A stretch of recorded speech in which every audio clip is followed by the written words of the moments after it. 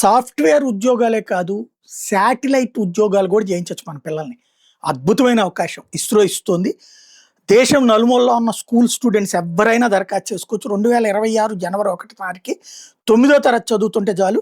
Website ఒకటిచ్చారు ISRO వాళ్ళు.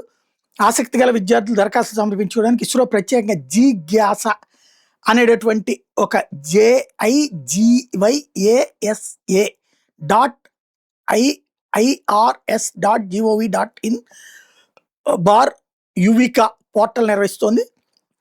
అలాగే www.isro.gov.in దీంట్లో అప్లై చేసుకోవచ్చు. ముందుగా జిజ్ఞాస వెబ్సైట్లోకి వెళ్ళి స్టూడెంట్ పేరు, ఈమెయిల్ ఐడితో రిజిస్టర్ చేసుకుని మా ఈమెయిల్కి వచ్చే లింక్ మీద క్లిక్ చేసి వెరిఫై చేసుకోవాలి. లాగిన్ అయిన తర్వాత విద్యార్థులు ఆన్లైన్ క్విజ్లో పాల్గొవాలి. ఇది ఒక్కసారి మాత్రమే రాసే అవకాశం ఉంటుంది. ఇందులో వచ్చిన మార్కులు బట్టి ఎంపికలో 10% వెయిటేజ్ ఉంటుంది. క్విజ్ పూర్తయ్యాక వ్యక్తిగత వివరాలు, చదువుకు సంబంధించిన వివరాలు ఆన్లైన్ ఫామ్లో నింపాలి. అర్హత నిర్ధారించే సర్టిఫికెట్లను స్కాన్ చేసి అప్లోడ్ చేయాలి. పంచాయతీ పరిధిలోని పాఠశాల, గ్రామీణ ప్రాంతాల్లో చదువుతున్నట్టయితే దానికి సంబంధించిన ధ్రువపత్రాన్ని స్కూల్ టీచర్, హెడ్ మాస్టర్ సంతకంతో ఉండాలి, అప్లోడ్ చేయాలి.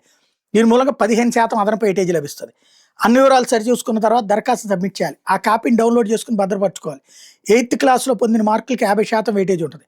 గత 3 ఏళ్లలో స్కూలు, జిల్లా, రాష్ట్ర, జాతీయ స్థాయిలో నిర్వహించిన ఏదైనా వైజ్ఞానిక ప్రదర్శన అంటే సైన్స్ ఎగ్జిబిషన్స్ ఉంటాయి కదా, వాటితో పాటు సైన్స్ ప్రతిభా పరీక్షలు, ఒలింపియాడ్లో పాల్గొని మొదటి 2-3 స్థానాలు ఇచ్చిన వాళ్ళకైతే మరో 10% వెయిటేజ్ ఇస్తారు. రిజిస్టర్డ్ క్రీడా సమాఖ్యార్థులు నిర్వహించిన క్రీడలు, అథ్లెటిక్స్లో పోటీలో పాల్గొని ప్రతిభ చాటిన వాళ్ళకి కానీ, స్కౌట్, NCC, NSSలో సభ్యులుగా ఉన్న వాళ్ళకి 5% వెయిటేజ్ ఇస్తారు.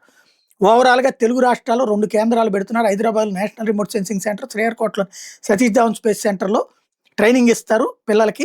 డెహ్రాడూన్, తిరువనంతపురం, బెంగళూరు, అహ్మదాబాద్, షిల్లాంగ్లో కూడా ట్రైనింగ్ ఇస్తారు. ఎంపికైన విద్యార్థులకి అయ్యే ఖర్చు మొత్తం ఇస్రో భరిస్తుంది. కోర్సు మెటీరియల్, భోజనము, వసతి కూడా ఇస్తారు. రైలు లేదా AC బస్ ఛార్జీలు విద్యార్థికి తిరిగి చెల్లిస్తారు. తద్వారా వీళ్ళు అక్కడ చక్కగా నేర్చుకుని భవిష్యత్తులో శాస్త్రవేత్తలు అవడానికి చక్కటి అవకాశం ప్రభుత్వం కల్పిస్తోంది. వినియోగించుకోవాల్సి ఉంది.